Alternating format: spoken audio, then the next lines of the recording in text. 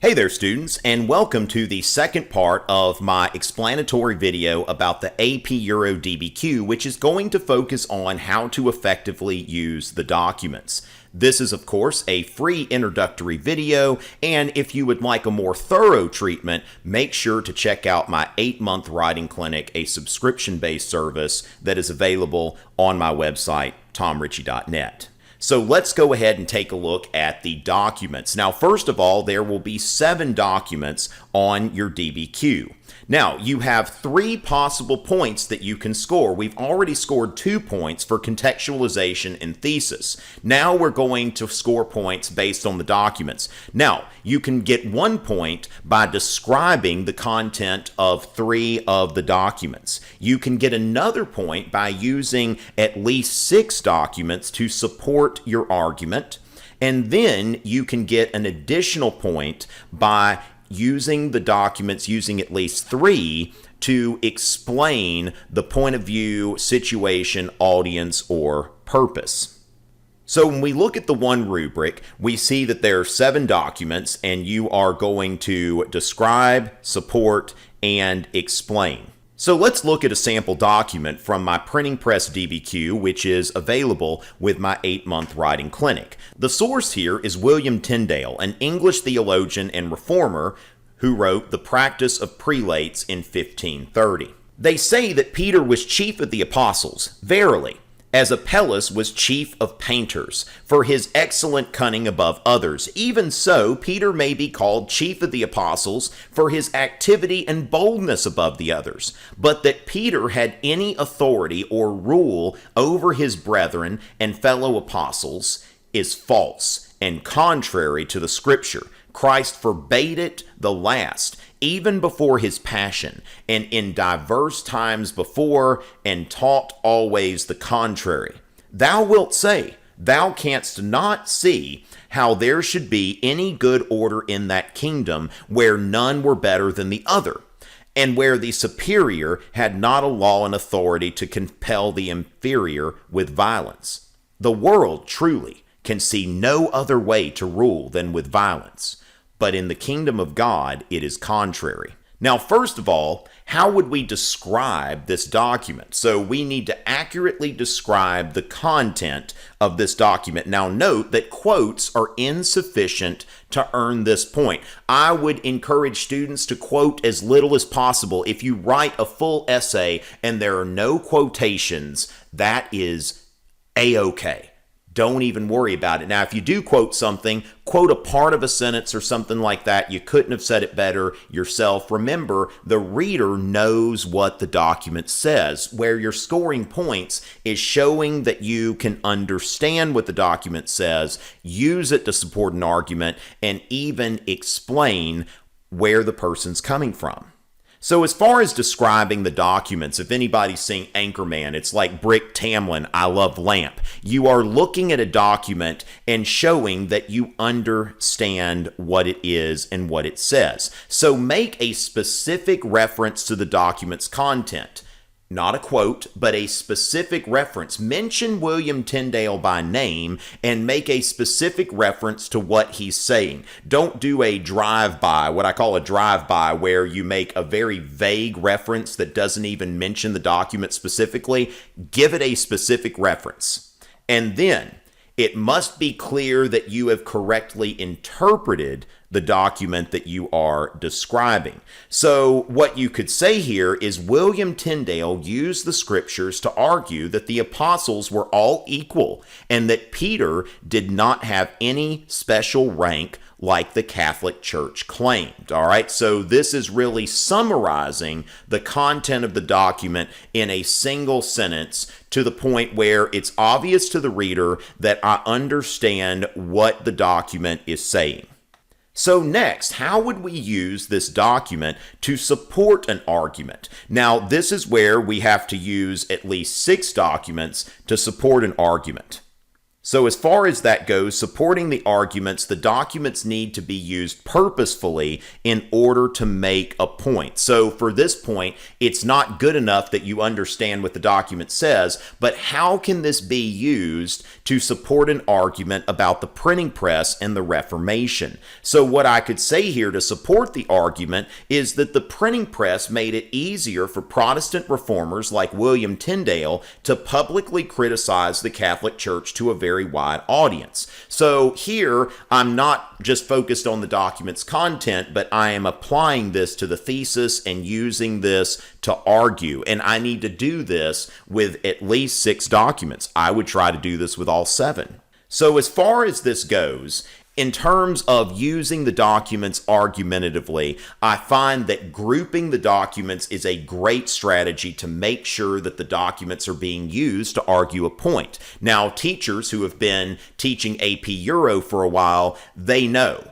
about grouping the documents. It used to be formally assessed on the AP Euro DBQ. Now, it's not formally assessed anymore. There's not a box to check for grouping the documents, but grouping the documents makes sense. It is a de facto point on this new rubric because it makes sure that the documents are being used effectively in order to support an argument and not just in isolation. So try to make 3 groups of the documents, 3, 2, and 2. Use all 7. So as far as this goes, when you group the documents, every one of your body paragraphs should start with a topic sentence that states the point that you'll argue in that paragraph, and any evidence that's used in that paragraph will serve that argument, and that'll make sure that you're on the right track to using documents to support an argument. So remember, there are 7 documents. We have described, we have supported. Now remember, if you support 6, you also describe 3. That supporting is a higher level than describing. So describing 3, that just about everybody should be able to get that point. So if you were making specific references to the documents while you use them to support an argument, it's obvious that you know what you're talking about, then you're going to be good. So as far as that goes, if you aim for supporting the argument with at least 6 documents, you really don't have to worry about the point for describing because you're automatically going to earn that. Now, remember again, use every document. Don't just use 6 because you've got to give yourself a little insurance. Nobody's perfect, not even you. Presume that you could mess something up because you're writing under timed conditions, you're under pressure, you very well could mess something up. Try to use all 7. Well, one of these documents is kind of hard, Richie. Well, use all 7. Maybe you'll get it right. Give it a good try and see how it goes. This is insurance. Remember that. Use all 7. The next point you earn by explaining how or why the document's point of view, purpose, historical situation, and or audience is relevant to an argument. So as far as that goes, how and or why? Why is this centaur here? Well, Richie sometimes just has a bizarre sense of humor and he thought that was funny. Okay, that explains why that centaur is there. He's shrugging his shoulders. I just need somebody shrugging their shoulders. I saw a centaur. It's like, wow, okay? I just explained myself.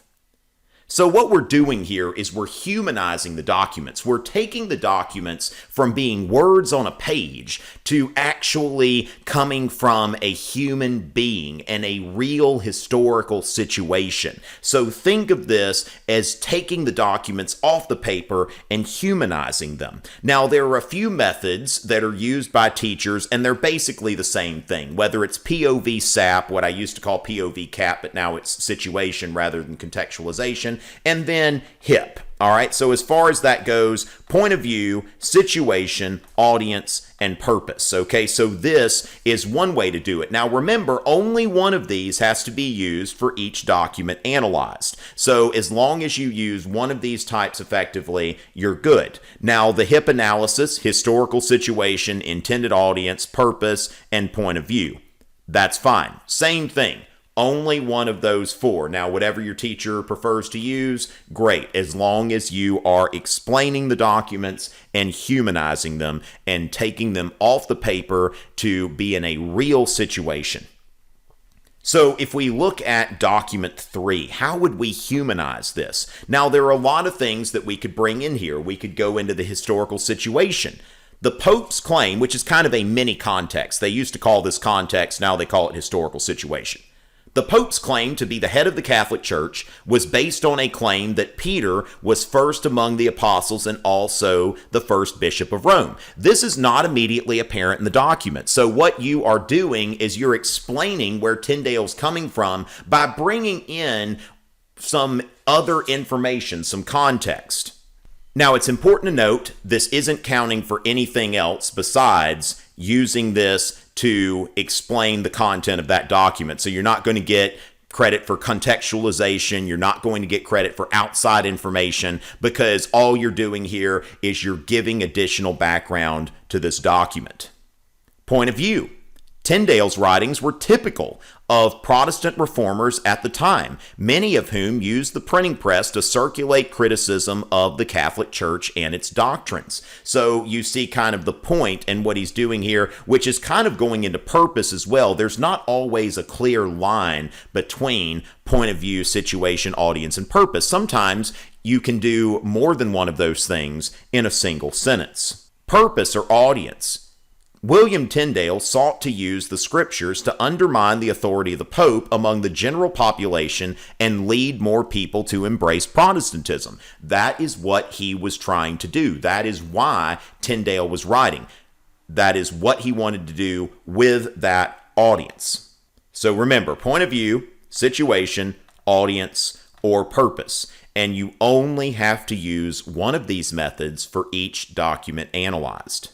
Now, again, I'm a big advocate of safety and insurance. You're required to explain 3 documents, but you should explain 4 just to be on the safe side. Now, another thing to think about is explain any document that will allow itself to be explained. Explain as many as possible as long as it's not counting against you on time. As long as you're getting this done in an hour or an hour and a few minutes, then be as thorough as you can. Try to explain every document that you can come up with an explanation for. Maybe you'll try 5 or 6, but it's better to do overkill than underkill because overkill gets you the point, underkill doesn't. Now remember, as long as it's not costing you time. If you're running short on time, explain 4 and leave it at that. In the third part of this video, I will focus on outside evidence and complex understanding. There will be a card, or you can click in the